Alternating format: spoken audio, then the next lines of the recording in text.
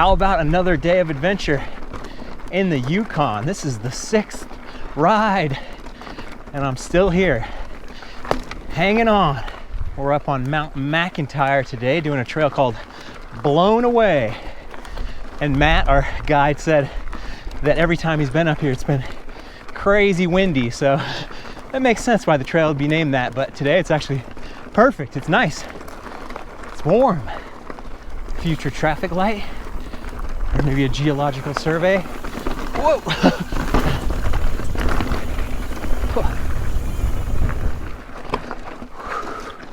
Man, every day has been an adventure.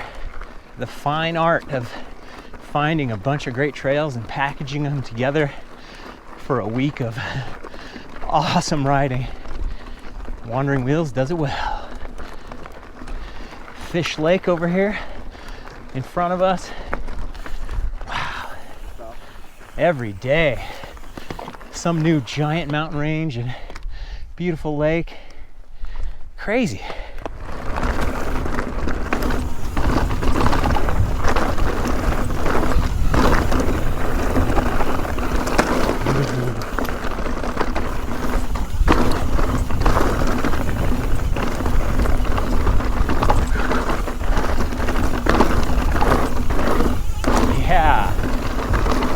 Got a couple good rains in between our rides to refresh the dirt.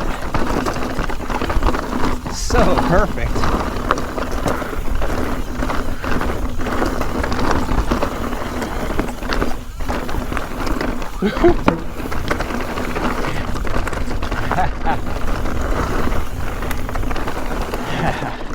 Wow, look at that.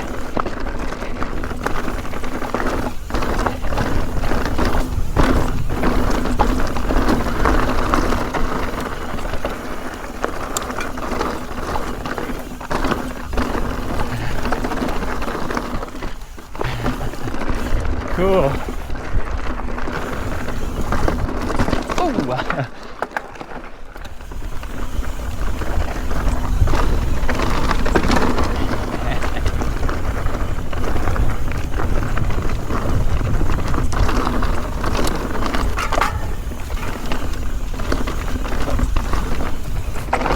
Oh.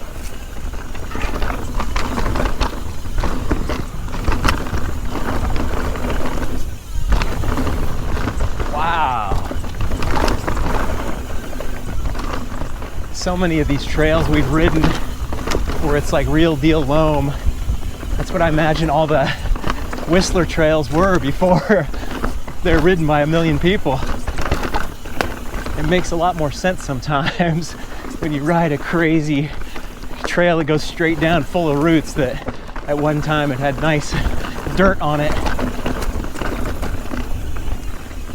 And in fairness, the Whistler trails hold up pretty dang good actually. It's a lot of these other fall line trails I've ridden around the world that must have been something at some point. We're starting to climb. Everybody's fighting to be in the back. Fighting to be the slowest on day 6.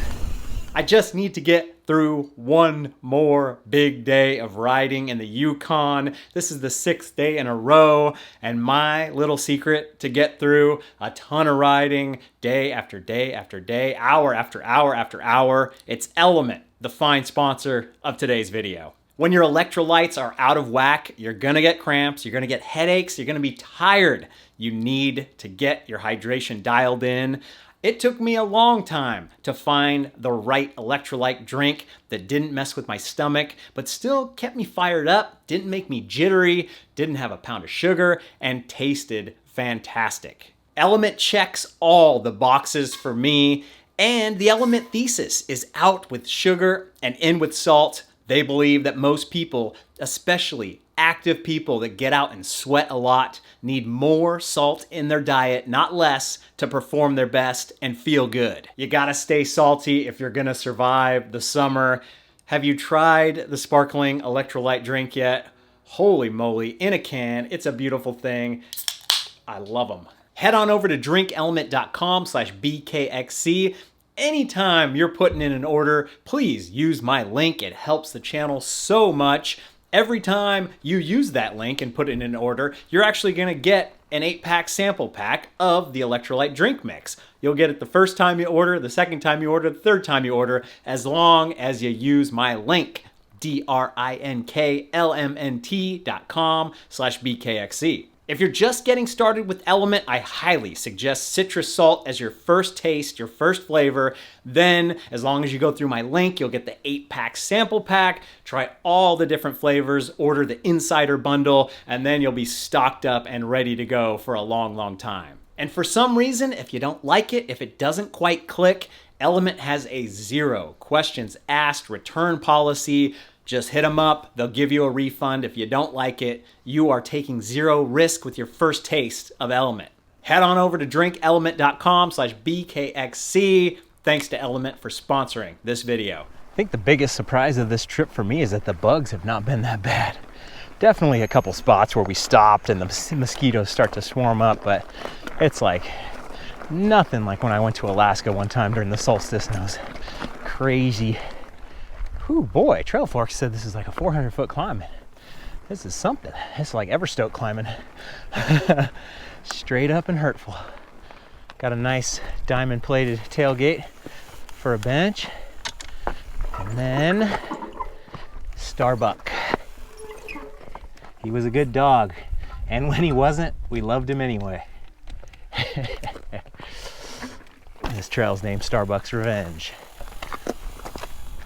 Man, the human capacity to empathize with an animal, pretty insane to tear up reading a little one-sentence thing about a dog I never knew.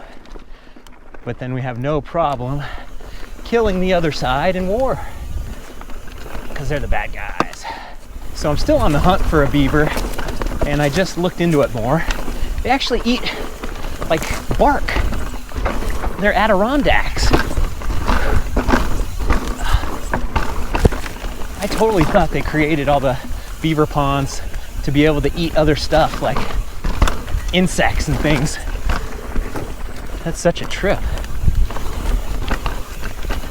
So apparently there's actually a beaver lodge right below where we're staying, so I gotta stake it out tonight. Finally get my beaver spotting. I'll get footage if I see it. Got plenty of daylight tonight through midnight to look for it. A lot of the guys were talking about how soon they'd be back on their bike after getting home from the trip, and for me it might be a month. Other guys were thinking it'd be a day or two.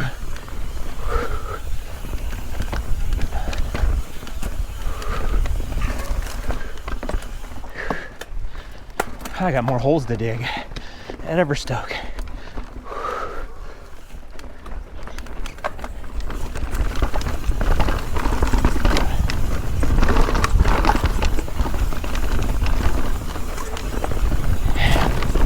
That was so cool. It just got going all of a sudden. Blink and you miss it. Was Starbuck the name of the ship in Captain, or in Moby Dick, or was it a person? Man, I tried to read that book once. I like getting into the classics. I would very recommend Count of Monte Cristo on audiobook. That was an awesome classic. Stuff from like the 1850s and 60s, it still reads modern. It still has our natural language and stuff. It doesn't get into much thee and thou and stuff you can't understand. Yeah, maybe I will try. I have not listened to an audiobook in so long. It's been a bad routine of mine to just listen to podcasts, check the Twitter machine. And novels are always a great way to get back into reading, because it's fun candy, but it can still be a little bit of work. Ooh, yeah! Three Musketeers is also pretty dang good. Some say it's the invention of the action-adventure novel. Ooh, yes! Cool. Yeah. Ooh, yeah. Ooh, suspension. Wow. Full travel.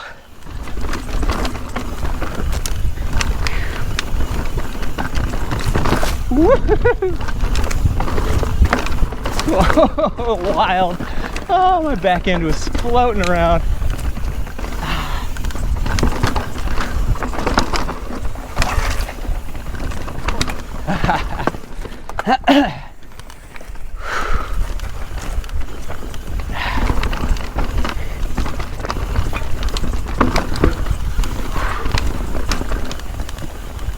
Oh, yeah.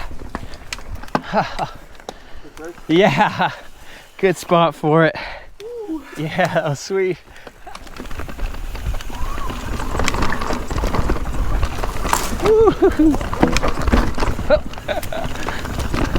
My new buddy Jason leading the way here. Ooh. He is a shredder. Yeah. Wow. Got some new squeaks and creaks after this one. And stuff in my throat. Whoa. Whew. Heels down.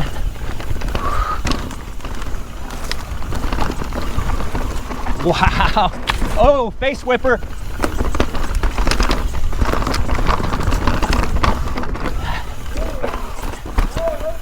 Couple of them. Whew. That was really good. Ooh, it was on its last leg. I heard it, but it's always just one of those things. My water bottle was the only thing keeping it in.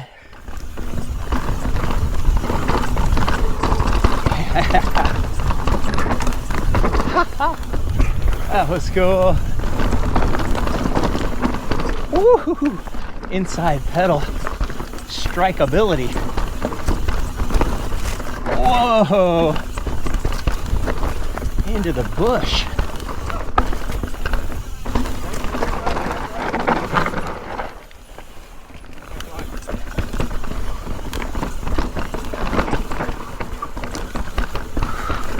Holy moly.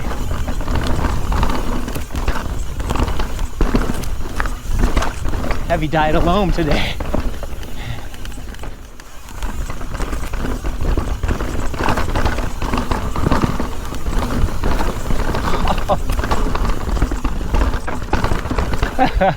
Once again, I have to thank the weather gods for amazing dirt and no slippery roots. Like, it's rained a few times. So many of these trails would be so tough in the wet.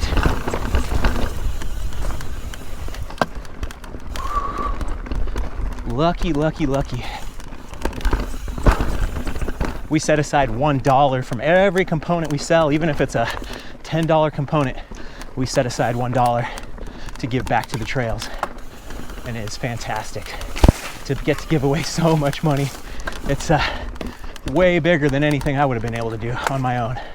So now every ride video, I try to make a donation happen, as long as it's a registered charity and they're on Trail Forks. And even if they're not on Trail Forks, I try to, you know, get the money to the people. But it's nice when everybody's on Trail Forks, because it's very transparent that the money's being donated. So this was the moment where everything started to crumble. I had some bad luck from here on out. When I switched my GoPro battery, as I do during all these trips, every single filming, every single ride I go on, I have to switch the GoPro battery a few times. And when I do that, I always do an audio check. So I plug in, I unplug, I make sure the audio is coming through my microphone. When I did this a second before this footage started, I felt the audio jack just crumble. I felt it like smash into pieces, and I was like, what the heck? That's not good. And I checked and no audio was coming out. So I was like, okay, I'm gonna have to ride the rest of this segment, the rest of this little bit without audio. And it's so bad because this section of trail was so good. I love this section. It looked like it was twice as fast as anything I've ever done. So of course I carry backups of everything with the GoPro stuff, but I can only carry so much on me at a time. I do have extra stuff with me, but the thing that broke was the media mod, so I had to go back to the accommodation to actually go grab that. I got it during lunch. We had a little break in the action, went to the accommodation, grabbed it, got everything good. Got back to lunch. We were all chilling. I had the GoPro and my chest mount on the ground, and of course I was a little frazzled. We had just rushed to go get this thing. We came back and I was like, okay, I'll have a soda real quick. I'll have a little bite to eat. And I stepped on the GoPro and I broke the exact same thing that had broken just like an hour earlier. It was the craziest thing. Out of all my riding, all these countries, all these hours of filming, all these miles of riding, I've never broke the audio jack before, and then I do it an hour later. Unreal. Such bad luck. Yeah. Then I'm just riding along and all of a sudden, boom, I'm over the bars, I'm down the embankment, I'm hurting, I'm suffering. What the heck just happened? When I crashed the first time, not seeing the video, I was like, oh man, I just must have been lazy. Then watching the video again, it's just such a weird little thing that caught me. I don't even know how it did it, but it got me and sent me over. And I was like, I gotta survive this. This is the final day. Which is funny because the final trail on the final day was a downhill beast, the Heckle Hill Double Black Diamond. Wandering Wheels trips are legit mountain biking trips. That's why I love them. They push my comfort zone quite a bit. I have a lot of good times where it's just riding along, and then a lot of good times where you're like, you gotta focus, you gotta nail this, you gotta do good.